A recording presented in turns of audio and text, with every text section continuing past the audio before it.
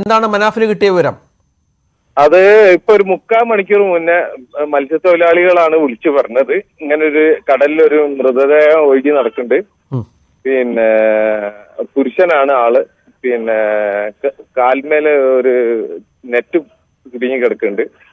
Net കുടുങ്ങി കിടക്കുന്നുണ്ടല്ലേ? ആ അതെ. ആ ഒരു അവസ്ഥയിലാണ് ഉള്ളത്. പിന്നെ ഭയങ്കരമായ പഴക്കമൊന്നുമില്ല മൃതദേഹത്തിന്. നമ്മൾ അർജുനെ കാണാനായിട്ട് 20 ദിവസം കഴിഞ്ഞു. 22ആയി. അതെ, അത്രയും പഴക്കമില്ലെന്നാണല്ലേ?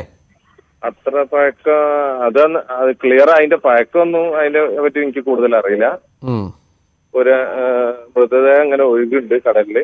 ഇതിപ്പോ അവിടുന്ന് നമ്മളെ സ്ഥലത്തുനിന്ന് ഒരു 60 കിലോമീറ്റർ കടലിലാണ് ഉള്ളത്.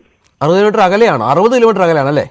അതെ അതെ. കടലിലാണോ അതോ തീരത്തെത്തിച്ചോ? കടല ഓർ തീരത്തല്ല, കടലിലാണെന്നാണ് ഞാൻ അറിഞ്ഞത്. ഞാൻ അവരോട് അത് തൊടാനും പിടിക്കാനും പോകണ്ടെന്ന് പറഞ്ഞിരിക്കണ്. പിന്നെ അതേപോലെ പോലീസിനെ അറിയിക്കാനും പറഞ്ഞിരിക്കണ്. ഞങ്ങളും പോലീസിനെ വിളിച്ച് അറിയിച്ചിരിക്കണ്. മനാഫ് ഇപ്പോ സമീപത്തുണ്ടോ അതോ നാട്ടിലാണോ? ഇല്ല, നാട്ടിലേക്ക് വന്നത്. ഇനി തിരിച്ചു പോവാ അങ്ങോട്ട് പോവാണല്ലേ?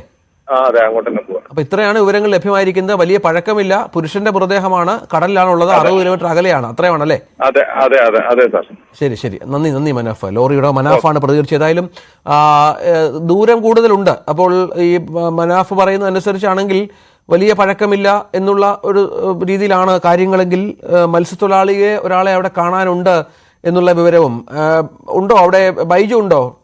ബൈജു